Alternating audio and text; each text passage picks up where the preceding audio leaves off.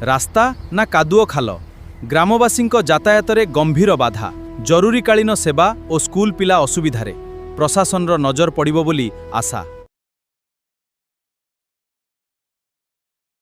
पेटाकियारी ग्राम रे रास्तार अवस्था बहुत खराब टिके देखंतु सबुठारे कादो हो जाइछि लोक माने जिबा आसीबारे बहुत असुविधा भोगुचंती।